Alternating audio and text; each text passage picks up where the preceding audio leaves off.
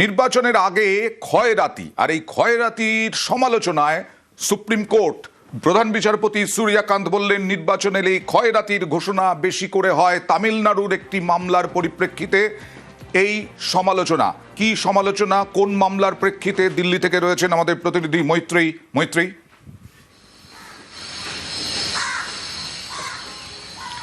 অয়ন, দেখো, Tamil Nadu power distribution company লিমিটেডের তরফ থেকে একটি মামলা করা হয়েছিল, যেখানে তামিলনাড়ুর একটি যে পাওয়ার দেওয়ার যে ক্ষেত্রে একটি নীতি গ্রহণ করা হয়েছিল 2024 সালে, সেই নীতিকে চ্যালেঞ্জ করে, যেখানে সমস্ত ইরেসপেক্টিভ অফ তাদের ফিনান্সিয়াল কন্ডিশন সবাইকে বিনামূল্যে বিদ্যুৎ দেওয়ার ঘোষণা করেছিল ডিএমকে সরকার।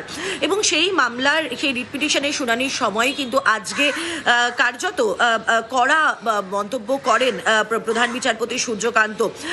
এবং প্রধান বিচারপতির বক্তব্য যে এই ক্ষয়রাতির রাজনীতি তখনই দেখা যায় যখন নির্বাচন এগিয়ে আসে, তখনই এগুলো বেশি করে দেখা যায়।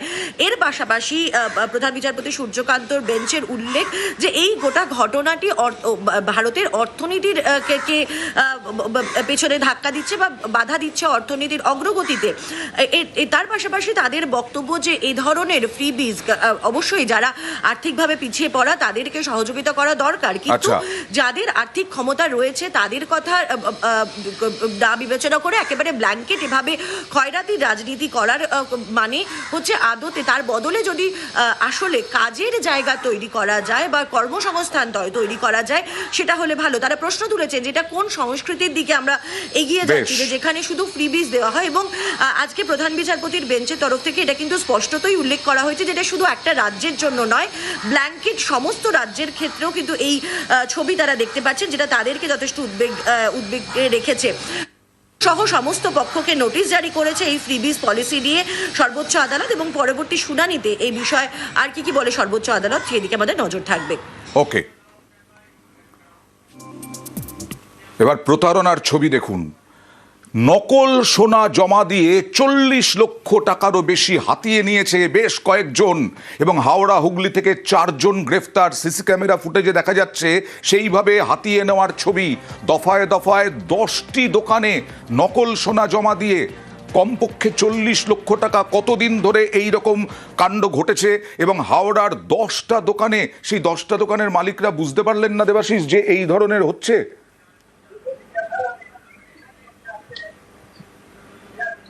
দেখো, একেবারেই বোঝা যাচ্ছিল না, তার কারণ যে অভিযোগগুলি আসছিল সেখানে কিন্তু পরিষ্কার করে জানানো হচ্ছিল এই 3 থেকে 4 জন তারা সোনার দোকানে ঢুকে কখনো সোনা থেকে সোনা জমা করে লোন নেওয়া, কখনো হাসপাতালে ভর্তি রয়েছে বাড়ির লোক, ফলে তাদের কাছে যে সোনা আছে সেটিকে বিক্রি করে দিয়ে টাকা নিয়ে চলে যাওয়া।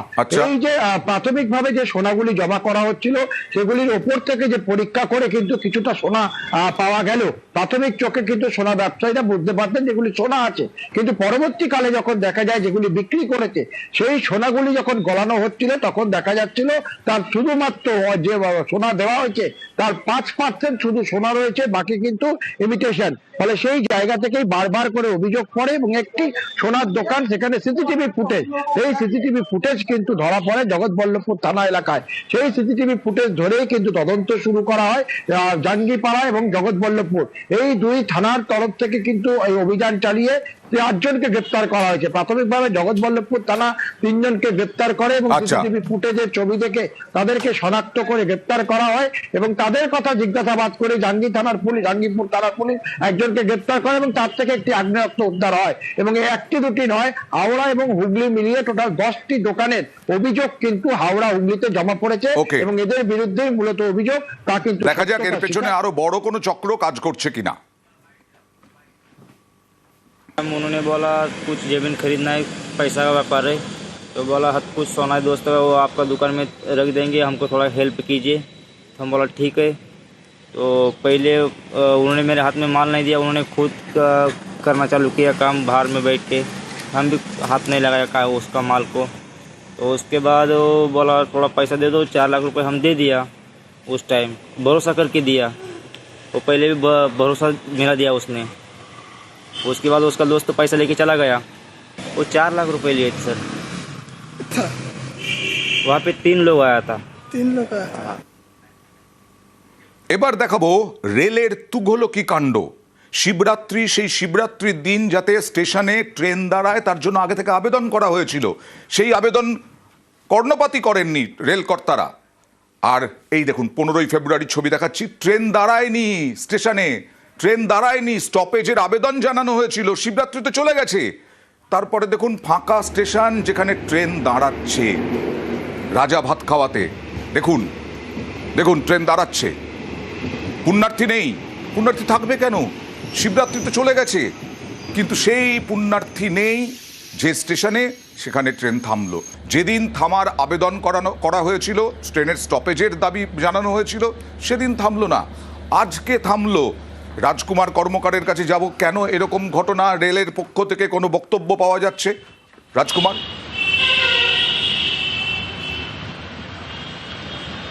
অয়নদা দেখো, রেলের যে বক্তব্য কার্যত কিন্তু এখানে আলিপুরদুয়ার জংশনের যে রেল কর্তারা আছে তারা এই বিষয়টি নিয়ে কোনো বক্তব্য দিতে চাইছেন না। আচ্ছা, তবে আমরা কথা বলেছিলাম উত্তর পূর্ব সীমান্ত রেলের যে মুখ্য জনসংযোগ আধিকারিক, তার সঙ্গে কথা বলা হয়েছিল।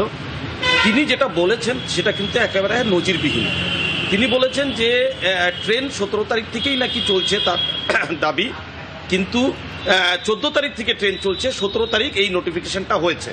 এবং তাকে যখন পাল্টা প্রশ্ন করা হয় যে ভারতীয় রেলের ইতিহাসে কি এখন এমন কোনোদিন আগে হয়েছে যে নোটিফিকেশন যেদিন হয় তার আগের থেকে সিদ্ধান্ত কার্যকর হয়, তিনি কিন্তু কার্যত এড়িয়ে গেছেন। আচ্ছা, যেটা ঘটনা ঘটেছে অয়নদা, সেটা হচ্ছে যে 15 তারিখ রবিবার হচ্ছে শিবরাত্রি ছিল, জয়ন্তী পাহাড়ের যে মহাকাল, সেখানে লক্ষ লক্ষ পুণ্যার্থীর ভিড় হয়েছে।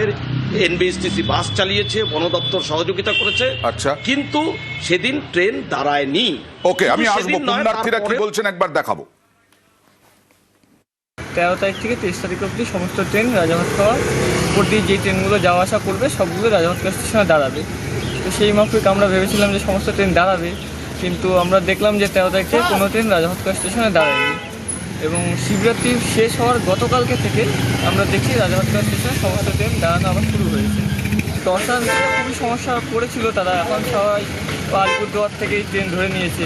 এখানে অনেক কেউ নেমেছিল, স্টেশনে গিয়েছে, তারা পায়নি ট্রেন, তারপরে আবার এখান থেকে অটোতে উঠে আলিপুরদুয়ার গিয়ে সেখান থেকে ট্রেন ধরে ধরে মানে তাদের আর কি হ্যারাসমেন্টও হলো, একটু পয়সাটাও বেশি খরচা হলো।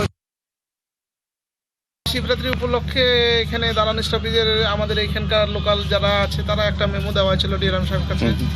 তো পরিপ্রেক্ষিতে ডিরাম সাহেবও বলছে স্টপেজ দেবে, কিন্তু পরে জানি না যে কি হলো। কিন্তু গতকাল 17 তারিখ থেকে 22 তারিখ পর্যন্ত স্টপেজ হচ্ছে। দেখি শিবরাত্রি উপলক্ষে থেকেই হওয়ার কথা ছিল, তো কালকে থেকে চালু দিতে কত? এটা এখন তো অফিসিয়ালি ব্যাপার, এটা আমি কি না না, তাদের তো কোনো লাভ হলো না। লাভ হলো না। তারা জংশনে গিয়ে নামছে, জংশন থেকে ডাইরেক্ট গাড়িতে ওয়েস্ট বেঙ্গল গভর্নমেন্ট থেকে অনেক প্রচুর গাড়ি দিয়েছিল স্টেট ট্রান্সপোর্টে। শিবরাত্রির জন্যই উপলক্ষেই লাভ হলো না। মানে কি স্টপেজে দিল না, আর লাভের কি আছে? এটা স্টপেজই তো হলো না, লাভের কি আছে? আবার রাজকুমারের কাছে যাব, কতটা সমস্যায় পড়েছিলেন বা কতটা সমাধান হতো যদি রাজা ভাত খাওয়াতে ট্রেন স্টপেজ হতো?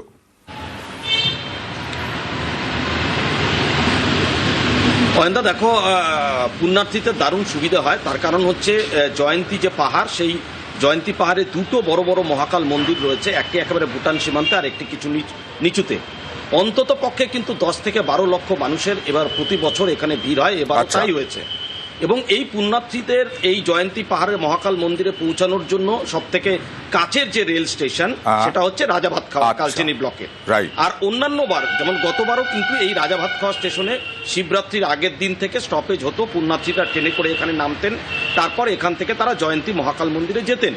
কিন্তু এবার সেই স্টপেজ দেওয়া হলো না। কিন্তু এবার সেই স্টপেজ দেওয়া হলো না, আর যখন দরকার নেই তখন দিনের পর দিন স্টপেজ হচ্ছে, অর্থাৎ ট্রেন থামছে। উত্তর পূর্ব সীমান্ত রেলের সিপিআরও কি বলছেন দেখুন, আর এ নিয়ে রাজনৈতিক তরজাও তুঙ্গে। না, অ্যাকচুয়ালি না, এটা আপনার 14 থেকেই হচ্ছিল। মানে আপনার স্টপেজটা ইমপ্লিমেন্ট 14 থেকে হয়ে গেছিল। আপনার যেটা নোটিফিকেশন আসছে ওই নোটিফিকেশনটাই 17 আছে, কিন্তু ইমপ্লিমেন্টটা 14 থেকে হয়ে গেছিল। অ্যাকচুয়ালি ডিমান্ড ছিল এমপি থেকে, ওরা ডিমান্ড করছিল 14 থেকে, আর তারপরে এটা ইমপ্লিমেন্ট 14 থেকেই হয়ে গেছে। কিন্তু আপনার যেটা নোটিফিকেশন আসছিল ওইটার 17 থেকে আসছে, যেটা ডিভিশন থেকে ইনফরমেশন দেওয়া হচ্ছে। ওটা এটাই কি 14 থেকে স্টার্ট করে দিচ্ছে। বাকি এটা নোটিফিকেশনটা আসতে মানে আসার অল্প টাইম লাগছে, কিন্তু তার আগেই ওরা ইমপ্লিমেন্ট করে দিচ্ছে। এটা খুব দুর্ভাগ্যজনক, অত্যন্ত দুর্ভাগ্যজনক। এই মহাশিবরাত্রিতে লক্ষ লক্ষ পুণ্যার্থীরা আমাদের এই জয়ন্তী মহাকালে যায়। তাদের সুবিধার্থের জন্য আমরা এই স্টপেজের দাবি করেছিলাম এবং প্রত্যেক বছরই দেয়, কিন্তু এবছর এটা সম্পূর্ণভাবে আমার মনে হয় রাজনৈতিক চক্রান্ত করে এইবারের স্টপেজটাকে নেগলিজেন্সি করা হয়েছে। শিবরাত্রি শেষ হয়েছে, তারপরে স্টপেজটা দিয়েছে, আপনারা খবর করেছেন, তারপরে স্টপেজটা দিয়েছে। এটা অত্যন্ত অন্যায় করেছে রেল দপ্তর। যদি হয়ে থাকে তাহলে এটা খুবই হাস্যাস্পদ এবং হতাশাজনক। হাজার হাজার পুণ্যার্থী বিভিন্ন জায়গা থেকে সেখানে গেলেন এবং পার্শ্ববর্তী অসম, বিহার থেকেও অনেক পুণ্যার্থী তারা কষ্ট করে এখানে এসছেন। পরবর্তীকালে উত্তরবঙ্গ রাষ্ট্রীয় পরিবহনের বাসের ব্যবস্থা করা হয়েছিল। রেল এখন সেখানে অস্থায়ীভাবে রাজাভাতখাওয়া রেল স্টেশনে 17 থেকে 22 কদিন রেল স্টপেজ দিয়েছে। কারণ শিবরাত্রি শেষ হয়ে যাওয়ার পর সব পুণ্যার্থী চলে গেছেন। তখন আপনারা বলছেন এই আপনাদের কথা অনুযায়ী যে 17 থেকে 22, এটা খুব দুর্ভাগ্যজনক। শিবরাত্রি যেটা সবাই যায় যেখানে জয়ন্তীতে, সেখানে যদি কেউ বাধা সৃষ্টি করে থাকে তাহলে এই বর্তমান শাসকদল সেখানে বাধা সৃষ্টি করেছে। কিন্তু পলিটিক্স করার জন্য রেলের উপরে দোষারোপ, যেখানে যাবে ভক্তজন সেই রাস্তা তো আপনারা বন্ধ করে দিয়েছেন, সেই জায়গাতে আপনারা পারমিশন দিচ্ছেন না, আবার আপনি রেলকে দোষারোপ করছেন। এই রাজনীতি থেকে উপরে উঠে কাজটা করতে